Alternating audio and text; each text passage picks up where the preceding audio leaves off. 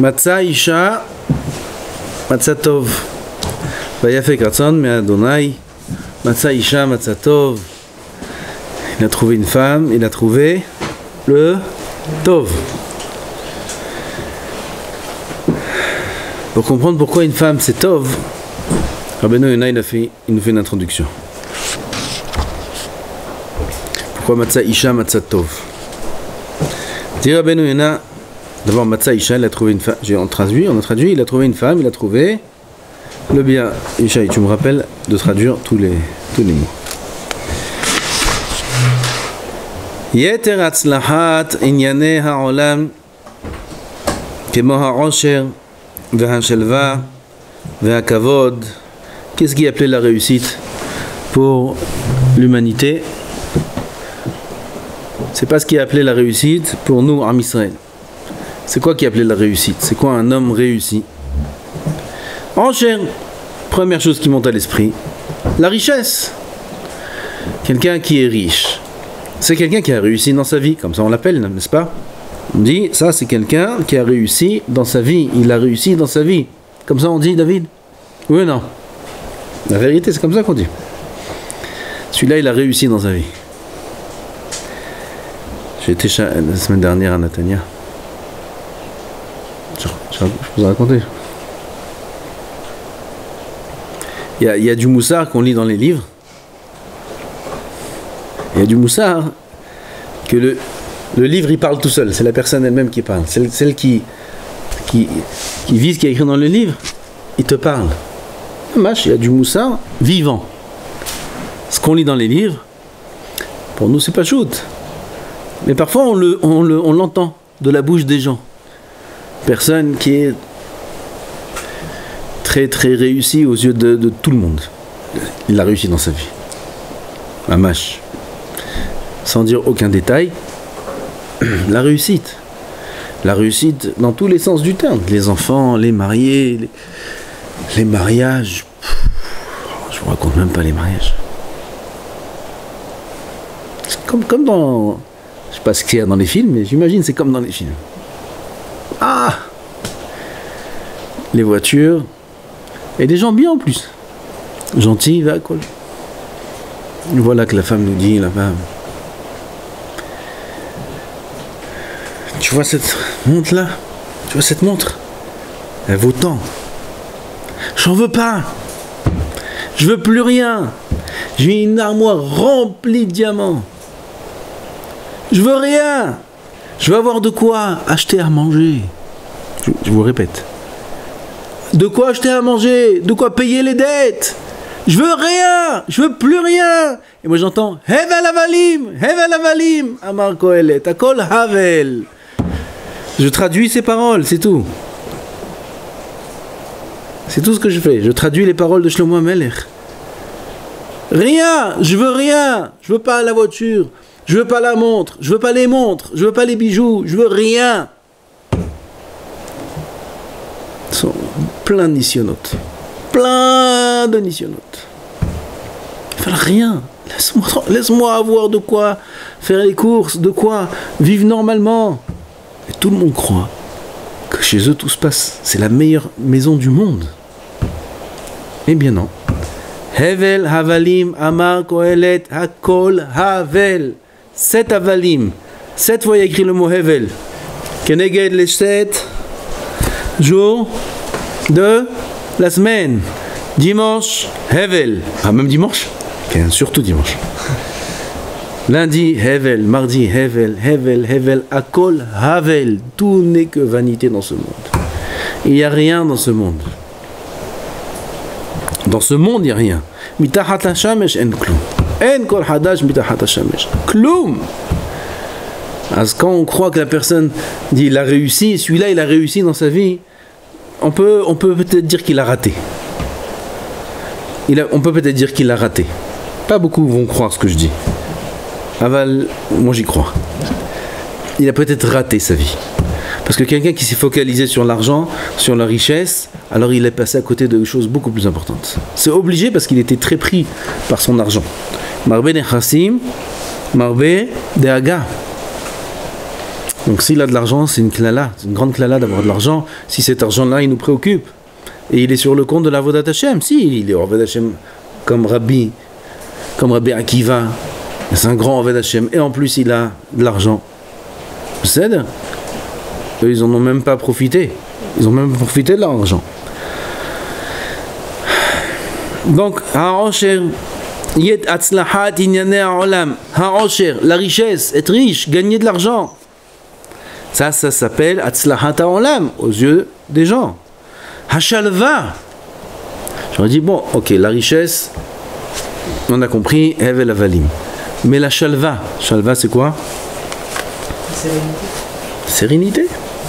La sérénité. Avoir une vie tranquille, calme, au bord d'un lac, en Suisse. La sérénité, ça c'est bien, non? C'est une réussite. Il est tranquille, il est bien. Ça c'est une atzlaha. Comment? Sérénité dans la vie. Sérénité dans la vie, comme à Rocher. On parle de statut que les gens ont atteint, de réussite que les gens ont atteint. La tranquillité, il est tranquille. Si on le trouve celui-là. Si on le trouve celui-là, peut-être à l'époque quand il n'y avait pas d'électricité, il n'y avait pas de facture, il n'y avait pas d'autorité comme aujourd'hui, etc. Peut-être qu'on peut ouvrir la chalva. Mais aujourd'hui, même celui qui est riche, il doit donner 50%. La sérénité. Tout va aux impôts. Et il doit se casser la tête comment essayer de... Ve'akavod, ça aussi c'est une réussite. L'honneur, ça c'est après l'argent. Celui qui a l'argent, alors maintenant il cherche l'honneur. Il y en a, il le cherche sans argent. Il y en a, il le cherche à travers les arts, à travers le sport. Ils ne sont pas riches spécialement, mais c'est un artiste, c'est un musicien. Les musiciens ne sont pas riches. Ils reçoivent du kavod. Il se met comme ça devant tout le monde. Il joue avec son violon. Ah, tout le monde applaudit au mariage. Comment il a joué au violon comme ça, il est passé entre les gens et tout. Un de la famille, je parle, pas un de l'orchestre. Un de la famille comme ça qui a joué. Ah, c'est Yofi. Il est content. Ça, c'est une réussite. C'est une atzlaha. Le kavod, c'est la atzlaha du monde. C'est le kavod. C'est plus que l'argent. L'honneur. Avoir une place importante dans la société. C'est très dur pour l'homme d'être simple, d'être mis de côté, d'être... Il y en a, par nature, ils ont cette facilité. Ça, c'est un cadeau qu'Hachem leur a fait. Il y en a, c'est l'inverse. Ils ne peuvent pas supporter être sur la touche, mis de côté. Ils sont obligés de s'affirmer, à cause de ça, ils font des bêtises aussi. Alors ça, c'est une des réussites du monde. On a dit, il y en a 3. La richesse, la sérénité, les honneurs, le kavod. Dire Rabbeinu Yonah toutes ces choses-là, Permim Rabot, on n'a pas parlé de la femme. Permim Rabot, Yagia Mehem Nezek Ravadon. Très souvent, ces choses-là vont causer à l'homme des dommages, des pertes. Kegon Shivtach Beosho par exemple, il va se faire confiance à sa richesse. Il est riche, il a réussi, il a une bonne parnassa. Maintenant, il se sent en sécurité grâce à l'argent qu'il a gagné. Veine ketiv, boteach beoshro. Celui qui fait confiance en son argent, c'est quoi la suite? Ou ipol, il tombera. Celui qui met sa confiance dans son argent, ou ipol, il tombera. Là, on m'a raconté aujourd'hui ou hier, je ne m'en rappelle pas. Il y a un qui est venu voir Rav Steinman. Il avait un kollel 50 avrichim et il n'avait plus de quoi tenir le kollel. Alors, il ne sait pas quoi faire. Il vient voir le Rav, il faut un Rav.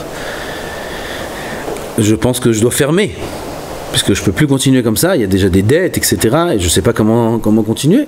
50 avrichim, c'est un budget. Le Rav, il entend, il lui dit prends encore quelques avrichim. Prends encore quelques avrichim qu'on a. Je sais pas comment tenir ce qu'on a. Tu me dis prends encore des avrichim, d'où je vais les prendre? D'où je vais les faire nesotam? Aval, le Rav a dit, il a dit, très bien, il est parti, il a rajouté encore 10 avrichim. Et la Shamaïm, quand je il a ouvert les portes, il est venu un grand torem, et il lui a pris tout le kollel à sa charge. tout le kollel. 60 avrichim, tout. Il était très saméa. Il est revenu voir le Rav. Rav Steinman. Rav Steinman. Il est venu voir Rav Steinman, il lui a dit Kvodara, bon Hachem, voilà la bracha du Rav. Il y a un, il est venu, tout le kollel sur ses épaules, tout. Rav lui dit, je pense que tu dois enlever quelques avrichim.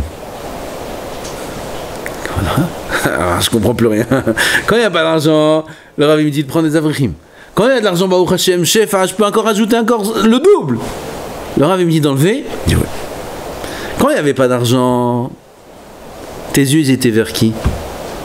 Ils étaient élevés vers qui, tes yeux? Vers Hashem. Tu vas voir le Rav, tu vas voir Hashem, qu'est-ce que je fais? Tu auras la bracha. Prends encore des avrichim, il n'y a rien à craindre. Ah, maintenant que tu viens tout fier, tout saméa, la manière dont il a parlé, il a montré combien il est heureux maintenant et il est tranquille, qu'il y a ce riche là qui vient et qui est marzik dans son kollel. Ah, maintenant ta confiance, elle est en lui. Enlève des avrichim, pourquoi? Parce que bientôt ça va changer. C'est ce qui est écrit dans le pasouk. D'où il a sorti ça le Rav? Voilà, Bakasha. Un pasouk dans Mishlei. Boter be'oshro ou Ipol. Celui qui fait confiance en sa richesse, il tombera. Oh, il va voir celui. Alors on voit quoi? La richesse, ça vient nuire à l'homme. Jusqu'à maintenant, quand il n'y avait pas la richesse, sur qui s'appuyer? Sur Hashem Yitbarach. C'est pour ça que la Gemara a dit que la Haniout, il y a Haniout en Israël. La Haniout à Am Israël, c'est bon, c'est bien, comme un fil rouge sur un cheval blanc. C'est la Gemara a dit. Fil rouge sur un cheval blanc, tu vois, ah, c'est joli. Comme ça, c'est bien la pauvreté pour Am Israël. C'est bien. Pourquoi? Quand Am Israël, quand un juif il est pauvre, son cœur il est vers Hashem. Dès qu'il devient riche, Vaishman et Shuvon. Donc, qu'est-ce qui a causé sa chute? L'argent. Il a détourné sa confiance d'Hachem en son argent, ça a causé sa chute. Oh, Shidgae, Veyarum Levavo Beranchon Birvodo, ou alors Hazveshalom, cet argent-là va lui entraîner la Gahava. C'est très dur d'être riche et Anav, c'est très très dur. Beranchon Birvodo, Uchtiv, Toavat Hashem Kol Gevalev, il va devenir répugné aux yeux d'Hachem. Avant qu'il soit riche, Akadosh Baruch Hu, il aimait cet homme-là. Il était simple, il venait à la synagogue, il était pachout, il priait Hachem, etc. Il n'était pas très considéré par les autres. C'est une protection. Maintenant qu'il est devenu riche, tout le monde le considère, tout le monde lui donne du kavod, tout le monde l'aime, tout le monde tourne autour de lui. Ça par intérêt, mais ça donne du kavod à l'homme. Qu'est-ce qu'il est devenu? Répugné aux yeux d'Hachem. Qu'est-ce qu'il a gagné celui-là? Qu'est-ce qu'il a gagné de son argent? Maintenant il est devenu mechoubad, Akadosh Baruch Hu, il le déteste. T'as un nezek plus grand que celui-là? Il y a un nezek plus grand que celui-là, qu'avant on est aimé par Hachem, et puis un homme il devient détesté par Hachem. Regarde, ça peut être gamme dans la Torah comme ça. Non, mais il est un vrai simple, il étudie, il tzadik, puis il devient chacham, puis d'un coup il devient rav, d'un coup on lui reçoit un poste, et c'est Chas v'Shalom, il a de la gahava, il devient l'inverse, Chas v'Shalom. Veneemar veram levavecha veshachachta, ton cœur s'élève, un homme il oublie Hachem, Veneemar ancher shamour levaralav leraato, la richesse, parfois elle peut être acquise par l'homme dans son, l'inverse de l'intérêt, l'inconvénient, non? Contre lui. Sa propre richesse, elle va se retourner contre lui. Tov. Parce que matov. Matza isha, matza tov. Isha zetov. On va savoir qu'est-ce qui est considéré comme quelque chose de bien pour Hachem. La richesse? Non. La sérénité? Non. Parce que parfois la femme c'est l'inverse de la sérénité. Le kavod, non. Une chose à Kadosh Baruch Hu, il te dit, si t'as acquis une chose dans ce monde, ça c'est bien à mes yeux. Ça c'est bien. Quoi? Isha. Une femme c'est bien. Pourquoi? אבל מי שהוכיח לו השם יתברך אישה הפיק בדבר זה רצון מהשם, זה ויפק רצון מהשם, ça c'est la volonté d'Hachem, ça c'est tov aux yeux d'Hachem. La femme aussi c'est un des kavichol, un bien qu'un homme il a dans sa vie, c'est pas un bien mais c'est une étape, c'est quelque chose qu'il a dans sa vie. Maintenant il est marié, il a une femme, il a un foyer, la vie c'est la parnassa, c'est la santé, et c'est aussi la femme. Donc c'est un des kinyanim de la vie, c'est la femme. Ce kinyan là, Kadosh Baruch Hu, il le veut, il dit c'est d'avoir tov. Kizot to'elet be'en nezek ve'tova mibli ra. Ça c'est une to'elet sans dégâts. To'elet ça veut dire non, to'elet. To'elet, utilité. Utilité, tu dis sur une femme utilité. C'est pas, ça passe pas. C'est une toilette, c'est bien, Makara. C'est bien pour l'homme. Et ça, c'est comme on va dire, c'est une atzlacha, mais sans aucun nezek. Tova mibli ra'a, c'est un bienfait sans mal. La femme, c'est bien sans mal. Tout le monde est d'accord avec cette phrase-là. Tout le monde est d'accord que la femme, c'est une toilette sans nezek. Sans nezek. Du matin au soir, nezek. On va expliquer. Kacher ketiv eshet hayil ateret ba'ala, si il est zoché. Zacha. Alors c'est Ezer. Eshet hayil ateret ba'ala, c'est la couronne de son mari. Eshet hayil, il est zoché d'une femme tzadeket qui va s'occuper de tout pour qu'il soit libre pour étudier la Torah, comme les grandes femmes de Am Israël, comme chaque avrer tzaddik qui est zoché d'une femme qui est aussi tzadeket et qui l'aide à étudier et qui s'occupe de tout. Elle s'occupe du chinour des enfants, elle s'occupe qu'ils mangent bien, qu'ils dorment bien, elle se lève la nuit, elle fait attention qu'ils ne soient pas réveillés par le pleur des enfants. Ouh, c'est zacha, c'est pas beaucoup qui sont zochés. Et chez Thaï, la Teret Ba'ala, il y a un kinyan plus grand que ça dans la vie, une femme. Tu te rends compte? Sans femme, un homme, il est bli chokhma, bli Torah, bli simha, sans rien du tout. Maintenant, il a une femme, cette femme-là, elle va être pour lui un tremplin dans la Vodat Hashem. Gam, il a moins d'Yetzerara, presque plus d'Yetzerara. Et il est tranquille, elle s'occupe de lui, il a sa maison, il a sa simha, il a sa... Mais c'est yofi. Ça, c'est un kinyan qu'Akadosh Baruch Hu veut. Veneemar ume Hashem isha maskelet, veneemar verachok mipeninim michra, v'choulé, plein de psukim. Mais qu'est-ce qu'on va dire maintenant si la femme elle n'est pas comme ça? Il y a écrit isha eshet hayil ateret ba'ala.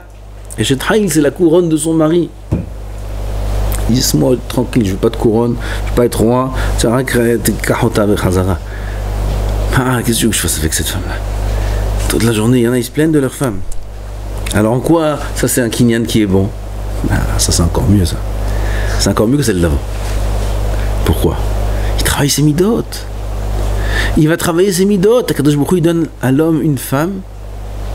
Cette femme-là, elle va l'aider de gré ou de force à changer. Si seulement il accepte. Il y en a, ils n'acceptent pas. Nous, le divorce, ça c'est la pire erreur du monde. Ils n'acceptent pas l'épreuve. Ils croient qu'ils vont se débarrasser de cette épreuve-là et après ils vont passer à autre chose. Ils rêvent. Ils rêvent, ça n'existe pas une chose pareille. Ça n'existe pas dans la vie d'éviter les épreuves. Kadosh Baruch Hu, tout ce qu'il envoie, il faut accepter. Il faut être mekabel. Tout ce qu'il envoie, Hashem Yitbarach. Et si un homme il a été zoché d'avoir une femme qui est dure, il y a beaucoup de tzadikim qui ont une femmes qui sont très dures. Rabbi Hiya, le plus connu Rabbi Hiya, qui sait qu'il y a aujourd'hui quelqu'un qui a une femme comme celle de Rabbi Hiya? Personne. Ça n'existe pas une femme aussi mauvaise que la femme de Rabbi Hiya, ça n'existe pas. Rabbi Hiya l'a divorcé, il lui a parlé de guet, il lui a fait une fois une remarque. Son fils, il a fait une fois une chose, son fils, pas lui, pas Rabbi Hiya, son fils. Il est parti voir sa mère et il lui a dit que papa il veut manger ça ce soir, il a inversé, vous savez que Rabbi Hiya, sa femme elle a inversé tout, vous connaissez. Et il s'est avéré qu'elle lui a amené ce qu'il voulait et il a réprimandé son fils. Vous vous rendez compte, c'est sûr que Rabbi Chia, il n'a jamais fait une remarque à sa femme. C'est sûr. Si jamais son fils, il a agi comme ça, il a réprimandé son fils, il dit, c'est à source ce que tu fais. Vous connaissez l'histoire, oui. Tout le monde comprend ce qu'on dit. C'est à source ce que tu fais. Dis, papa, c'est pour toi, je t'ai fait plaisir. Il n'y a rien de mal. En soi, il n'y a rien de mal. Toi, tu voulais des lentilles. Et elle, quand tu demandes des lentilles, elle te fait du riz. Comme schmette. Qu'est-ce qu'on dit? Schmette, elle te fait schmette. Toute sa vie, elle lui a fait schmette. Comme schmette. L'ishma. Sans aucune raison. C'est très dur. Mais un peu de soumis, un peu d'amour, un peu de quelque chose. Fais une fois pour le jour de l'anniversaire du mariage. Quelque chose, fais le plat que j'ai. Je t'ai pas dit faire quelque chose. Au moins ce que j'ai demandé. J'ai demandé du riz, fais-moi du riz. Oh, j'ai rien demandé en plus, c'est elle qui lui demande. C'est elle qui lui demande. Qu'est-ce que tu veux manger ce soir, mon chéri? Du riz. Elle lui fait des pommes de terre. Jamais il lui a fait une remarque. Jamais il lui a fait une remarque. Vous vous rendez compte quel darga? Son fils, une fois, il a inversé pour que le père il reçoive ce qu'il veut. Il dit, c'est la source que tu fais, mais devant chacun tirhak. C'est la source que tu fais, ne fais pas ça. Même si ton intention est bonne, c'est la source de faire ça. Ça révèle combien le comportement de Rabbi Chia avec sa femme était noble, était à un niveau. Ça n'existe pas une chose pareille aujourd'hui. Ça n'existe pas un homme qui est. Aujourd'hui. Alvaï, qu'on sache comment réprimander Alvaï. Rabbi Chia, non seulement il n'a rien dit, il n'a pas dit d'une manière qui est pogéa, qui vexe, c'est Shum Davar Kibel. Shum Davar. Bon, non, j'ai l'âme. Pourquoi exprès? Pourquoi? Mais Hachem, Isha, Maskelet, mais Hachem Itbarach. Une femme, c'est d'Hachem Itbarach. Qui c'est qui m'a fait des pommes de terre au lieu des lentilles? C'est Hachem. C'est Hachem qui m'a fait. J'ai demandé.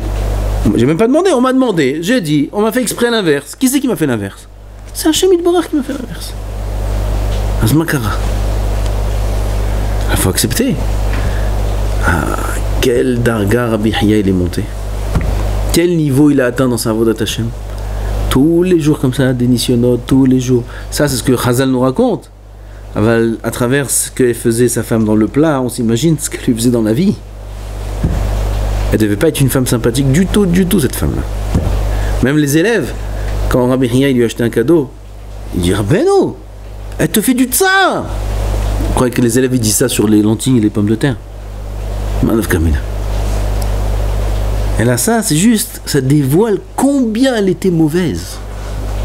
Combien elle était méchante, cette femme-là. Et Rabbi Chia, il lui achète des cadeaux. Daïlano chez Megalot Banenu. La Torah, Matsilot Otanu Minachet. C'est une femme. J'ai réussi, j'ai gagné de cette femme-là des avantages énormes, beaucoup plus que la richesse, beaucoup plus que la sérénité, parce que l'homme il va être tranquille, femme gentille, yalla, qu'elle fait à manger celle-là, qu'elle parle pas trop. Hein. Ça aide? Il y en a, elles sont dans son coin, comme les femmes à l'époque, dans son coin, elle lui fait à manger, elle lui amène, il lui enlève les chaussures, elle lui met les savates. Tsuyan. La sérénité. Zéro, c'est tout ce qu'il veut. Sérénité? Mais putain, c'est pas ce qu'il veut, mais rien. Mais rien, il veut ce que Hachem il veut. Cette femme-là, combien elle a donné à Rabbi Chia, combien elle a élevé, combien elle a donné la prise de conscience de ce qu'est assez Akarat Tov, qu'à travers la Tova qu'il a reçue d'elle, les bienfaits qu'il a reçus d'elle, qui sont de faire grandir ses enfants dans la Torah, et qu'elle le préserve de la faute. Et on a fait déjà plusieurs fois un chion sur ça, que c'est pour elle-même qu'elle fait ça. C'est même pas pour lui qu'elle fait ça. C'est pour elle-même qu'elle éduque les enfants. C'est pas pour lui. C'est pour elle-même. Tout.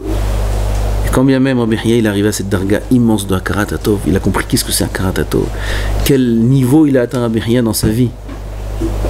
Ça vaut pas plus que la richesse, ça. Ça vaut pas plus que les honneurs. Ça vaut pas plus que la chalva. Ça vaut beaucoup plus. Il a atteint un niveau dans sa vie grâce à elle. Ça s'est pas fait d'une manière agréable. C'est passé d'une manière désagréable. C'est dur. C'est une femme dure. Ah, cette femme-là, elle a élevé son mari. Hein? Qu'est-ce qu'elle a eu? Je sais pas moi ce qu'elle a eu. C'est ta main?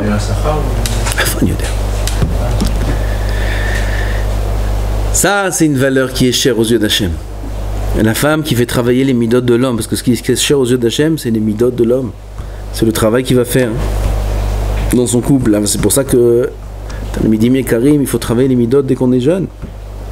Parce que après, pitam, on soit surpris. Hein, David? Comment c'est le couple? Hatan, Hadash, Zélémy. Pas évident, hein? Bon Hachem. Bon Hachem, pour toi c'est facile, pourquoi? Tu étais Bahon en Torah Mitzion, 3 ans, 4 ans, combien de temps t'as fait Bahon? Tu arrives comme un melech. Nisayon Kazé, il a déjà entendu toutes les sirot, tous les exemples, il sait déjà comment on s'y prend. C'est Hachou Meod. Dehors, tu sais que c'est pas comme ça? Dehors, oh il va voir les pauvres. Il se marie, quelle surprise il y a, quelle difficulté, combien c'est dur pour les couples. On n'a pas le temps de vous raconter, c'est terrible, terrible, terrible ce qui se passe. Ils se marient, ils ont des enfants, ils se retrouvent seuls avec leurs enfants, avec des histoires sans fin. Pourquoi? Matzah Isha Matzatov, ce principe-là, il faut le comprendre, combien c'est Hashuv, les Nisyonot, qu'Akadosh Baruch Hu il envoie, c'est la chose la plus chère au monde, c'est ce qui fait élever l'homme. Amen ve Amen.